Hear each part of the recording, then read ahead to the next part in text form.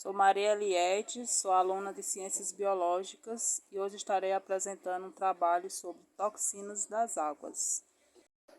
Antes de falar sobre as toxinas que as águas causam, vamos conhecê-las. O que são águas? São seres eucariontes, ou seja, sua estrutura celular composta por um núcleo, organelas e membranas plásticas. Também são autótrofos, seres que conseguem produzir o próprio alimento e classificados como protistas, um reino de organismos entre os seres eucariontes. Vocês sabiam que existe mais de 17 milhões de espécies de águas organizadas em 450 agentes? Elas podem ser unicelulares, policelulares, sendo que a maioria é microscópia. Encontra-se em ambientes água doce, água salgada, terrestres. Agora vamos falar sobre as toxinas que as águas podem causar. As toxinas das águas ocorrem mais quando tem a proliferação exagerada de águas ou quando elas morrem. Isso provoca a morte de seres aeróbicos, como os peixes por asfixia. Além disso, as águas submersas morrem em grande quantidade e são decompostas. A decomposição liberam na água substâncias tóxicas e mal cheirosas, tornando-a imprópria para o consumo. É importante ressaltar que as florações de águas tóxicas em mananciais utilizados para o abastecimento público apresentam sempre um risco potencial ao usuário da água.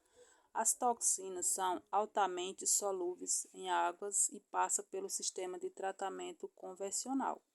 Portanto, o bioensaio com a floração da água é uma ferramenta importante aos operadores de estações de tratamento de água, pois em caso de florações tóxicas, o uso de carvão ativado em pó é uma medida corretiva indispensável para a remoção de toxinas desenvolvidas nas águas.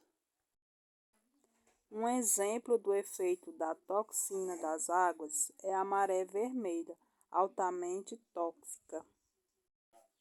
As marés vermelhas ocorrem pela proliferação de águas vermelhas do tipo Alexandrium catenella, que são neurotóxicas para os seres vivos e contaminam os crustáceos, base alimentar do arquipélago de Chiloé. Consequentemente, um povo de pescadores numa região em que só poderiam mesmo pescar, porque há mar e mar.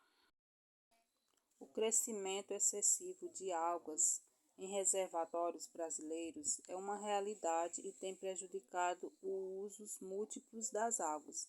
Algumas cepas de águas em espécie, as do grupo Cyanophyceae ou cianobactérias, podem produzir toxinas altamente potentes, hepatotoxinas e neurotoxinas, e podem também produzir metabólicos que causam gostos e odor, alterando as características organolépticas das águas.